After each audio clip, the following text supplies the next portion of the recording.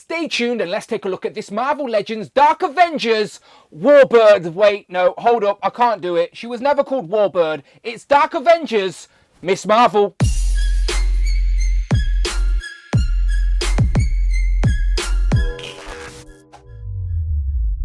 Pow, and welcome back to the channel, Dan Who Reviews. As always, my name is Dan W. Make sure you are following me on Instagram at It's Dan Who. And remember now you can hit that join button and become a channel member as well. Either show some love or join the members club. Much appreciated. Today we are taking a look at the Marvel Legends Dark Avengers Miss Marvel. Now, I know the packaging says Warbird, but ignore it. She was never referred to as Warbird during the Dark Avengers reign, because this is, of course, Moonstone, aka Dr. Carla Sofin, imitating Miss Marvel in Norman Osborn's Dark Avengers. I will explain all, but all the same, it is a character design we needed on the new Marvel Legends base body. I just think people are disappointed at the missed opportunity not to include a classic Carol Danvers head sculpt in this pack, so it could genuinely doubled up as a Moonstone for your Dark Avengers, but also a classic Miss Marvel if they'd included that extra head. I think the reason they've called this Dark Warbird, however, is because it is essentially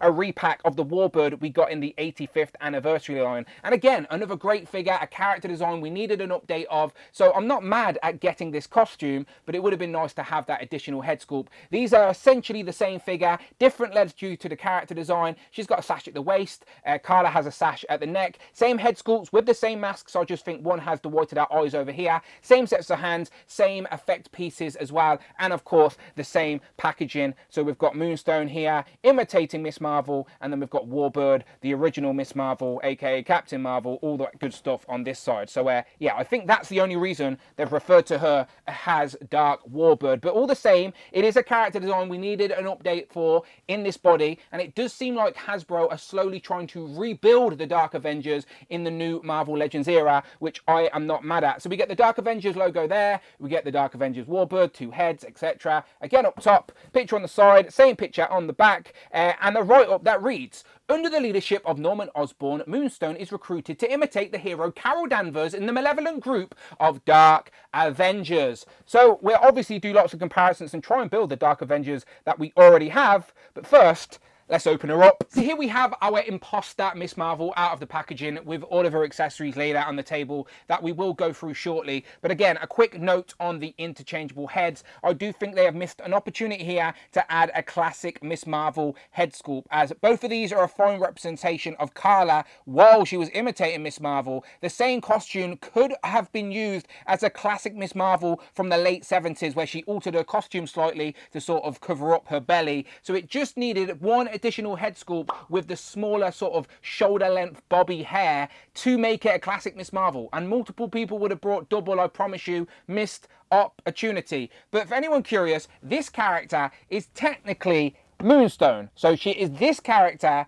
imitating Miss Marvel. So this character, Carla, is wearing Miss Marvel's costume. The figures should essentially be the same scale, but let's pretend that the Moonstone costume has some inputted boots or something like that. But as you can see, they are similar, but Moonstone is a little bit bigger. She's on the older sort of female body, as she still has pins in the legs. But anyway, this is Moonstone in a Captain Marvel, Miss Marvel classic costume for the Dark Avengers. Now, what is the Dark Avengers, I hear you say? Well, after Secret Invasion, Norman Osborn headed up Hammer, who were in charge of global security, and in this period he had the legal rights to the Avengers name, so he cobbled together a group of villains to take up the mantle of the already established heroes to form his own Avengers. We call them the Dark Avengers, and Moonstone was chosen to take up Miss Marvel wearing one of her original costumes. As I said, technically her second costume, because her midriff is not revealed. But anyway, the figure itself is on the new female body, completely pinless, double jointed knees and elbows with the butterfly joint. You got the crunch at the waist as well as the ball joint and the diaphragm. So I like this body, I really do, and I like this costume. And this is going to be a great version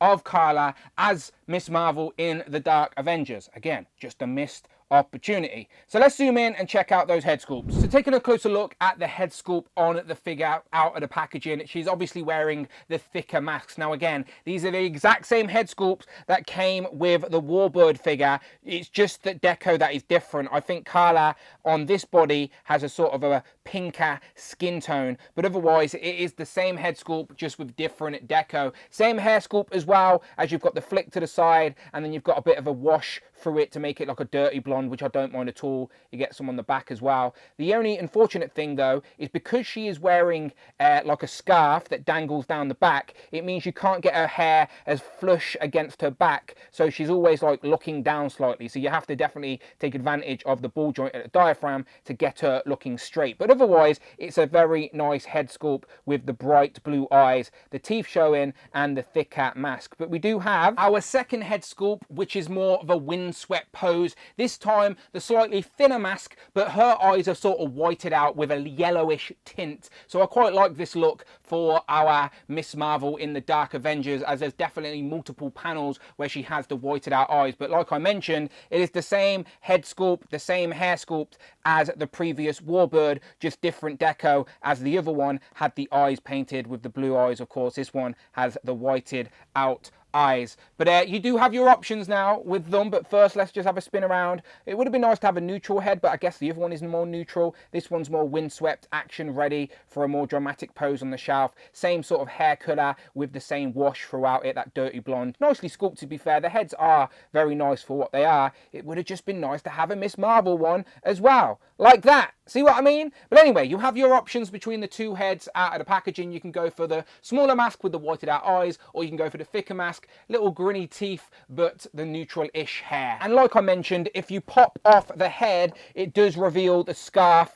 that sort of sits around the neck during that little hole like so. It does sit very tightly on there, sort of makes her look like a long neck when she hasn't got it on, to be honest. But that sort of drapes down the back and does make the hair not sort of sit flushly. But I guess without that on, her neck's a bit exposed, but it works without it if you don't want to. But you can see her hair sits nicer now without it, but obviously I think I'm going to keep mine on. Zooming in to take a look at some of the costume details, you can see she's got the red costume, the black trim, and then you've got the gold star in the middle, which is done in a little chrome gold. But while I was zoomed in, I noticed that her chest piece is definitely different to the chest piece from the previous Warbird, as her assets, shall we say, are a little bit more pronounced, if you know what I mean. So yeah, definitely a different chest piece, which I think is actually more accurate for Moonstone, and was a criticism of the re-release of Moonstone as well. So maybe they were listening, but if you know, you know. But anyway, let's stop being pervs and zoom out. She's got her legs on show. Again, her legs are different to the other one, as she doesn't have the boots at the top of the thigh. So her thigh cut is actually much higher than the one that was above the knee on the previous Warbird. She's got the black boots, no swivel in the boots or anything like that, but she does have a red trim,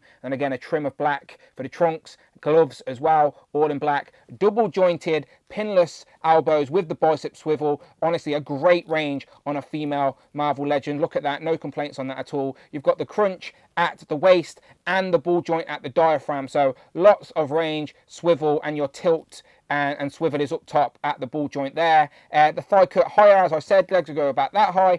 Look at that, that is like butter. Double jointed, pinless, knees, no problem at all, ankle pivot and rocker. So you're going to be able to get her in some great poses for a display, and absolutely a great representation for our Dark Avengers Miss Marvel. In regards to accessories, we have the standard sort of female open palm expressive hands. We also get a set of fisted hands as well. And finally, we also have these same effect pieces, which is the soft plastic that sort of wraps around either the wrists or the feet, this time in a much more brighter, vibrant yellow. And I don't mind these at all, to be fair. They do the trick for a powered up effect, but it would be nice to see Hasbro try something different occasionally as well. But they work. Moving into comparisons, and first up had to be Warbird, of course. As we've already said, built on the same base body, but definitely some differences, as they have the different legs and the different cut for the articulation in the thigh. We've got the different chest pieces. One of them has the bigger assets, shall we say. We've got the sash at the waist for Miss Marvel, Carol Danvers,